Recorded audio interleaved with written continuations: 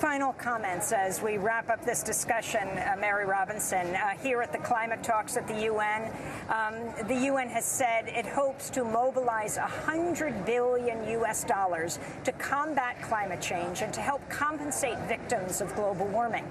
But activists who moments ago held a protest here at the COP say that countries are pledging far too little. They held a small protest holding signs reading WTF. Not what you think.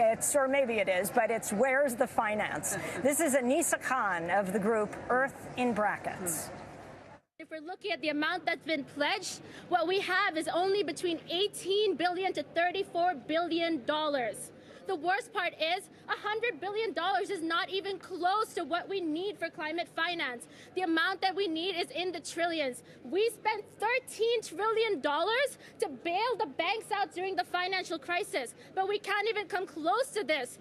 The way that this climate finance process has been happening right now has us saying, WTF, where's the finance? Where's the equity? Where's the justice? This money is not a compensation. This money is not out of pity. This money is a debt that is owed to those on the front lines of climate change, and they deserve it right now. So say with me, WTF, where's the finance? WTF, where's the finance? That is Anissa Khan of the group Earth in Brackets. WTF, where's the finance? President I very Robinson. much agree. Climate finance is incredibly important. That $100 billion is incredibly important, but I also agree with what she said.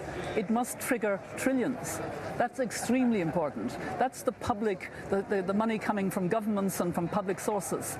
That must leverage the private sector. And I understand that the private sector now knows that that's even more important than ever. There are many leaders who are non-fossil fuel company business people who are here at the COP, who are pressing for the need to have more investment in developing countries. And there are projects for investment in developing countries. There are people working on a new climate economy that will provide jobs in developing countries and energy to developing countries. My friend Rachel Kite, who heads Sustainable Energy for All, is working extremely hard to get a different approach to access to energy, clean energy for all of those in developing countries. I very much agree with the passion. Where is the finance? I agree. And we have to get it.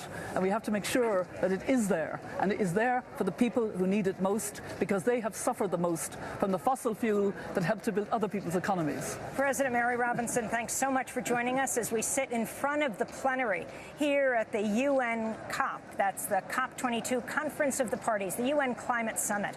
Mary Robinson is the UN Secretary General's Special Envoy on El Niño and Climate, president of the Mary Robinson Foundation Climate Justice. She served as president of Ireland from 1990 to 97 and UN High Commissioner for Human Rights from 97 to 2002. She's a member of the Elders and the Club of Madrid and the recipient of numerous honors and awards, including the Presidential Medal of Freedom from President Obama. This is Democracy Now! When we come back, Bernie Sanders' first major address since the election of Donald Trump, and we'll get response. Stay with us.